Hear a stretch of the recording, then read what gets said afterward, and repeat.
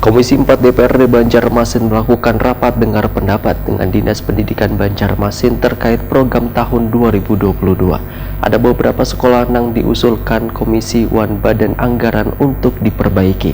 Di antaranya sekolah yang terkena musibah kebakaran di kawasan Kebun Bunga, wan sekolah yang amblas di Jalan Pangeran, serta sekolah yang kada layak di kawasan Banu Anyar 4. Pemirsa, berikut kabar yang selengkapnya.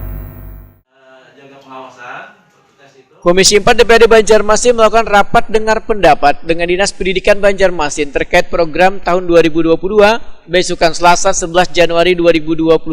Sekretaris Dinas Pendidikan Banjarmasin Hendro Wahitakuni Primativi memedahkan anggota komisi ingin mengetahui program Dinas Pendidikan yaitu dari peningkatan sarana dan prasarana pendidikan hingga ketersediaan anggaran untuk guru honor.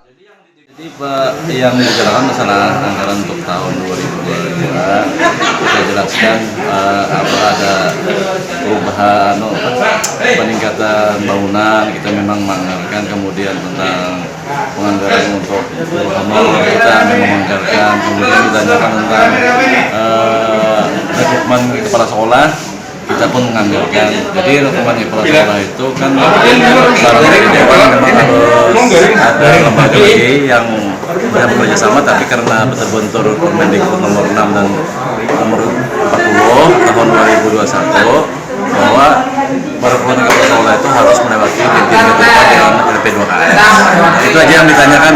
Kemudian peningkatan IPM, karena IPM kita sangat rendah, apakah di Dinas Pendidikan ini menganggarkan? Kita menganggarkan di pendidikan non formal. Sementara Ketua Komisi 4 DPRD Banjarmasin Nur Latifah memedahkan data perbaikan sekolah dari Dinas Pendidikan masih belum diterima. Namun ada beberapa sekolah yang diusulkan Komisi Wan Badan Anggaran untuk diperbaiki, di antaranya sekolah yang terkena musibah kebakaran di kawasan Kebun Bunga, sekolah yang amblas di Jalan Pangeran, serta sekolah yang kada layak di kawasan Banu Anyar 4. Kalau sekolah memang dari Dinas Pendidikan akan berjanji akan mengirim data ke kita, dan sampai saat ini kita memang belum mendapatkan data tersebut, tetapi memang ada beberapa sekolah terkait dengan sekolah yang memang sudah kita usulkan juga melalui komisi, dan di Badan Anggaran kita juga mendengar sendiri itu ada sekolah yang terimbas bekas kebakaran di Kebun Bunga, kemudian ada di Pangeran yang memang amblas sekolahnya, dan juga yang sekolah yang sudah tidak layak seperti di Banu Anyar 4 juga ada.